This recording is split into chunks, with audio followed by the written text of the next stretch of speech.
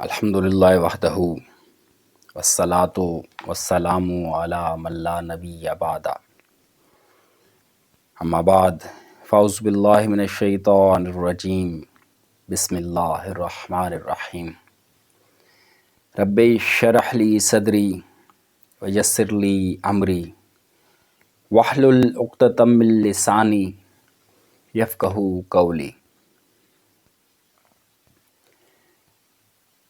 آج آپ احباب کے سامنے ماہ مبارک ربیع الاول کے حوالے سے چند گزارشات پیش کرنا چاہوں گا۔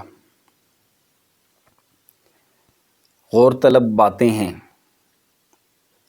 غور فرمائیے گا، انشاءاللہ میری اور آپ کی زندگی و آخرت دونوں جہانوں کے لیے ہمارے لیے یہ باتیں اگر یہ ہمیں سمجھ آ گئیں تو مفید ثابت ہوں گی۔ ماہ مبارک ربیع الاول تین اہم واقعات کے لحاظ سے انتہائی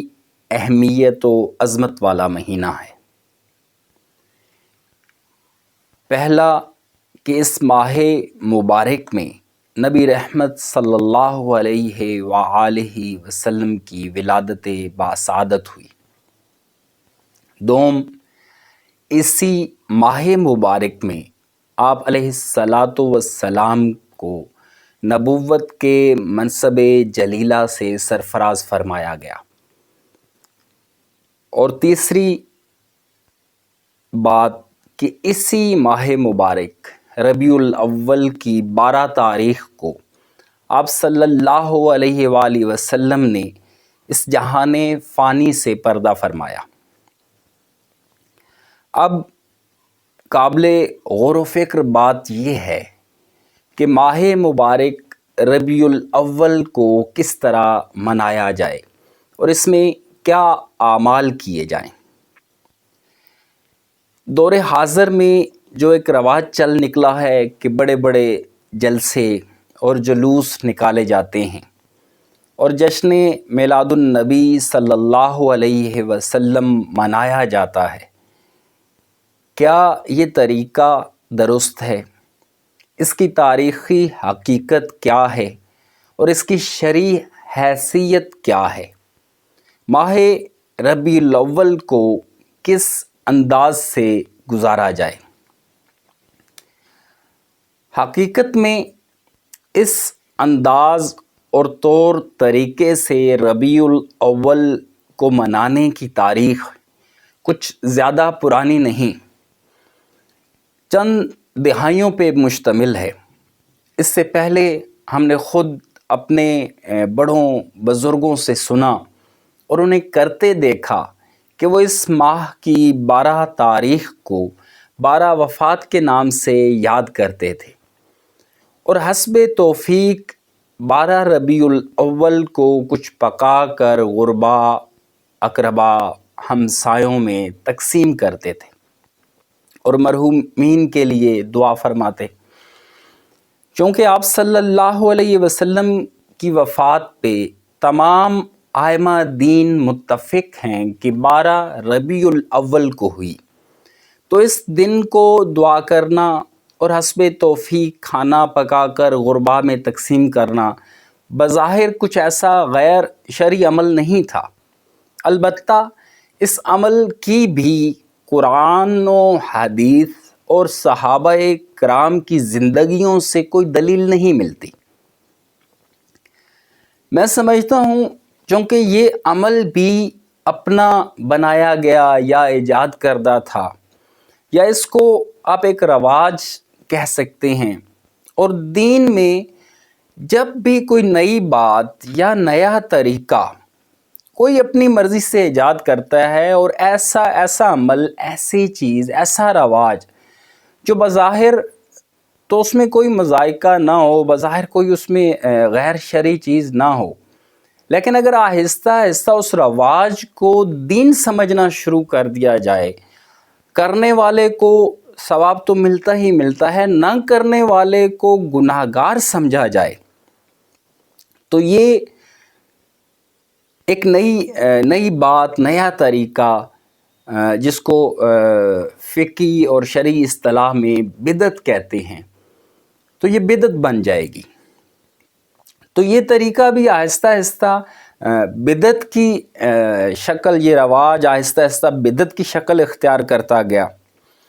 اور بدعت ایسی چیز ہے کہ وہ رکتی نہیں، بلکہ دن بدن اس میں بگاڑ آتا رہتا ہے۔ اور یہی معاملہ اس عمل کے ساتھ ہوا کہ وہ سادگی آہستہ آہستہ ختم ہو گئی، اور دکھاوے کے لیے اسی دن کو میلاد النبی کے نام سے منایا جانے لگا۔ پھر کچھ عرصے بعد اسے عید میلاد النبی کا نام دے دیا گیا۔ اب چونکہ مسلمانوں کی تو عیدیں بھی حدود و قیود کی پابند ہوتی ہیں، عید کے لیے بھی اسلام نے شرعی اصول و ضوابط وضع کیے ہیں، اور عیدیں بھی اسی شرعی اصول و ضوابط کے تحت منائی جاتی ہیں۔ تو یار لوگوں نے سوچا کہ کیوں نہ اسے جشن کا نام دیا جائے، کیونکہ جب نام ہی جشن ہوگا تو جشن تو کسی حدود و قیود کا پابند نہیں ہوتا۔ جشن میں تو جس کا جو دل چاہے کرے اور جس طرح سے مرضی کرے۔ سو اب یہ دن یعنی 12 ربیع الاول جشن عید میلاد النبی کے نام سے منایا جاتا ہے۔ حالانکہ آپ صلی اللہ علیہ وسلم کی ولادت کی مختلف روایات ہیں، جن میں اکثریت ائمہ دین کے نزدیک 9 ربیع الاول کی روایات زیادہ معتبر ہیں،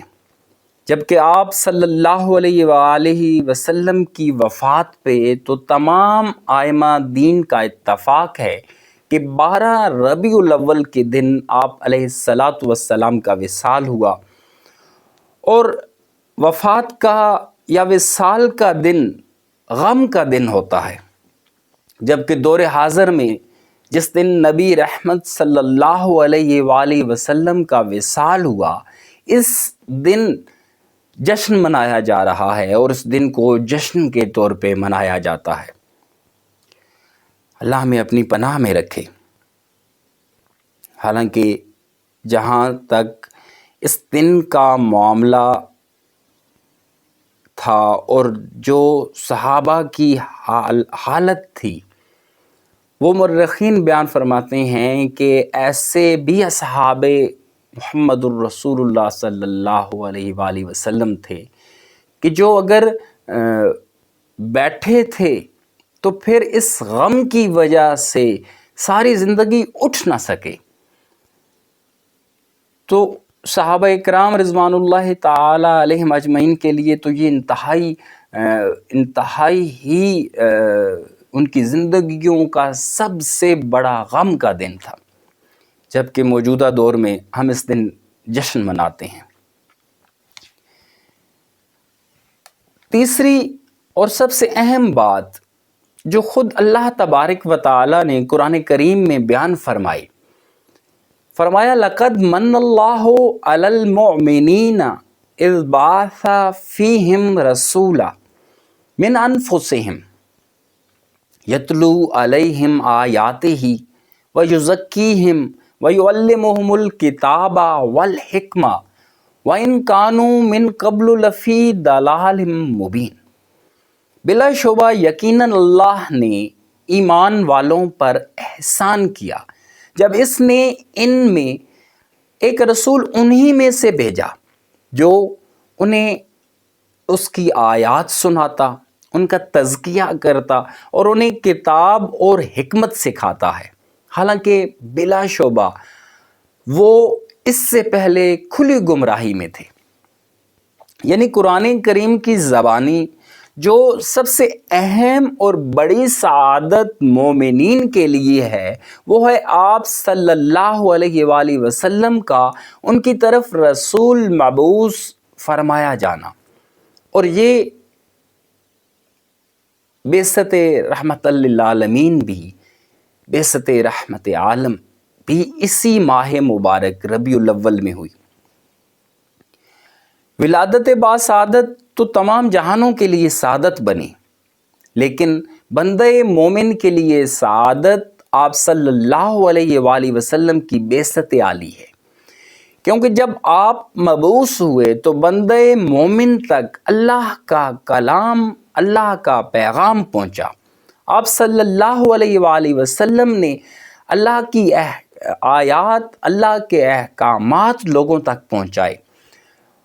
ان کے دلوں کو پاک کیا، ان کو ہر قسم کے کفر و شرک سے ان کے دلوں کو پاک کیا، ان کے دلوں کو نور ایمان سے بھر دیا، انہیں برکات نبوت صلی اللہ علیہ وآلہ وسلم عطا کی، پھر انہیں کتاب و حکمت کی تعلیم دی جو لوگ اس سے پہلے واضح طور پہ گمراہی میں تھے۔ آپ صلی اللہ علیہ وآلہ وسلم کا دنیا میں بھیجا جانا اور نبی مبعوث کیے جانے کا مقصد اس آیت میں بڑی وضاحت سے فرما دیا گیا ہے، لیکن دور حاضر میں ہمارے علماء دین بجائے اس کے کہ لوگوں کو آپ صلی اللہ علیہ وآلہ وسلم کی بعثت عالی کا مقصد بتائیں اور لوگوں تک تعلیمات و برکات نبوت پہنچائیں، انہیں جلسوں جلوسوں میں لگا دیا، امت مسلمہ کو جشن منانے پہ لگا دیا، کیونکہ جب بات ولادت بسعادت کے بجائے بعثت رحمت عالم کی آئے گی تو پھر بات قرآن کریم کی آئے گی، پھر حدیث و سنت کا معاملہ آئے گا، پھر اپنی زندگیوں کو قرآن و سنت کے مطابق ڈھالنا پڑے گا، پھر اتباع محمد الرسول اللہ صلی اللہ علیہ وآلہ وسلم کرنی پڑے گی۔ اسی وجہ سے ہم بعثت نبوی صلی اللہ علیہ وآلہ وسلم کی طرف غور ہی نہیں کرتے اور سال میں ایک بار ولادت باسعادت کی خوشی منا کر خود فریبی میں مبتلا ہیں کہ شاید عشق رسول صلی اللہ علیہ وآلہ وسلم کا یہی تقاضا ہے جو ہم نے پورا کر دیا۔ میرے بھائی، ایسا نہیں ہے۔ عشق رسول صلی اللہ علیہ وآلہ وسلم تو اطیع اللہ و اطیع الرسول سکھاتا ہے۔ عشق رسول صلی اللہ علیہ وآلہ وسلم تو صحابہ کرام رضوان اللہ تعالی علیہم اجمعین جیسا ایمان عطا کرتا ہے۔ عشق مصطفیٰ صلی اللہ علیہ وآلہ وسلم تو زندگیوں میں انقلاب لے کے آتا ہے اور زندگی کے ہر عمل کو شریعت اسلامیہ کے سانچے میں ڈال دیتا ہے۔ ہم نے ولادت کی خوشی کو ایک تہوار کی شکل دے دی کہ سال میں ایک دفعہ دل کھول کر خرچ کر دیا اور پھر سارا سال مسجدوں کا منہ نہیں دیکھتے، زندگی ویسی کی ویسی خلاف شرع گزار رہے ہوتے ہیں، حتیٰ کہ شکل سے پتہ ہی نہیں چلتا کہ مسلمان ہے بھی کہ نہیں، کیونکہ نبی رحمت صلی اللہ علیہ وآلہ وسلم کا امتی تو دور سے دکھائی دیتا ہے، آپ صلی اللہ علیہ وآلہ وسلم کا امتی تو نظر آتا ہے کہ یہ باریش چہرہ ضرور مسلمان کا ہے، جو چہرے پہ داڑھی سجائے ہوئے ہے، یہ آپ صلی اللہ علیہ وآلہ وسلم کا امتی ہے۔ عشق مصطفیٰ کا اولین تقاضا یہ ہے کہ زندگی سنت کے مطابق گزاری جائے، اسلام کو اپنے روزمرہ کے امور میں شامل کیا جائے، کوئی بھی کام کرنے سے پہلے یہ سوچا جائے کہ آپ صلی اللہ علیہ وآلہ وسلم کا طریقہ کیا ہے، کیونکہ سنت سے اچھا، سنت سے بہتر، سنت سے عمدہ، سنت سے احسن کوئی طریقہ، کوئی اسلوب نہیں ہو سکتا۔ عرض یہ ہے کہ اس ماہ مبارک کو ولادت باسعادت وصال نبوی صلی اللہ علیہ وآلہ وسلم یا بعثت عالی جس بھی وجہ کو دیکھ کر منایا جائے، طریقہ اور اسلوب قرآن و سنت سے لیا جائے گا۔ کام اور عمل صرف وہی کیے جائیں گے جن کی اسلام نے اجازت و حکم دے رکھا ہے۔ کسی بھی طرح، کسی بھی طور پہ، کسی بھی طریقے میں یہود و نصارہ کی، ہنود کی، ہندوؤں کی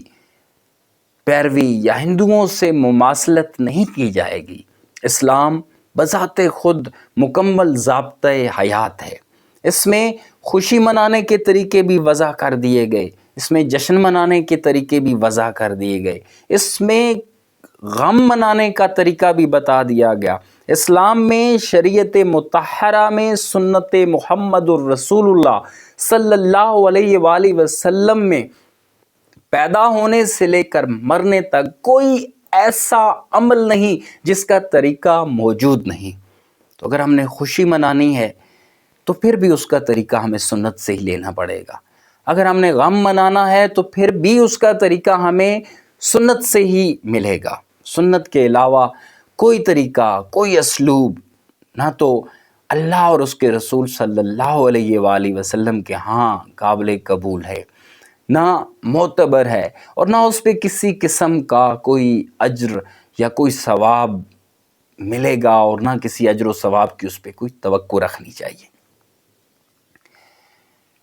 بہترین یہ ہے کہ درود و تلاوت کی محافل منعقد کی جائیں، مسجدوں میں شور و غل مچا کر مسجدوں کی بے حرمتی کے بجائے سیرت النبی صلی اللہ علیہ وآلہ وسلم پہ بیانات ہوں، عوام کو تفرقہ بازی کے بجائے سنت خیر الانام اور اسوہ حسنہ نبی رحمت صلی اللہ علیہ وسلم کی سیرت، نبی رحمت صلی اللہ علیہ وسلم کی زندگی سے متعارف کرایا جائے۔ آواز کا جادو جگانے کے بجائے ادب و احترام سے اور آپ صلی اللہ علیہ وآلہ وسلم کی شان اقدس میں نعتیہ کلام پیش کیے جائیں تو کوئی مذائقہ نہیں۔ لیکن اگر بڑے بڑے جلوسوں، جلسوں، کھانوں اور چراغاں پہ بے درے خرچ کرنا اور زیادہ سے زیادہ پیسہ لینے والے نام نہاد علماء لا کر خود کو عاشق رسول صلی اللہ علیہ وآلہ وسلم سمجھنا ہے تو یہ خود فریبی ہے۔ ایسی کوئی رہنمائی نہ تو قرآن و حدیث سے ملتی ہے، نہ ہی صحابہ کرام رضوان اللہ تعالی علیہم اجمعین نے ایسا کوئی عمل کیا، اور نہ ہی 1400 سال میں کسی مکتبہ فکر کے ائمہ دین سے ایسی کوئی بات ثابت ہے۔ تمام ائمہ دین نے اس ماہ مبارک کو انتہائی ادب و احترام سے منانے کا حکم دیا، اور اس کی حدود و قیود بھی بتائیں، اور کیا اعمال کیے جائیں یہ بھی بتلایا۔ اللہ تبارک و تعالیٰ سے دعا ہے اللہ تعالیٰ ہمیں اپنی زندگیاں سنت کے مطابق گزارنے کی توفیق عطا فرمائے۔ اللہ تعالیٰ ہمیں صراط مستقیم سمجھنے، اس پہ عمل کرنے اور تا دم آخر صراط مستقیم پہ قائم رہنے کی توفیق و ہمت عطا فرمائے۔ آمین یا رب العالمین۔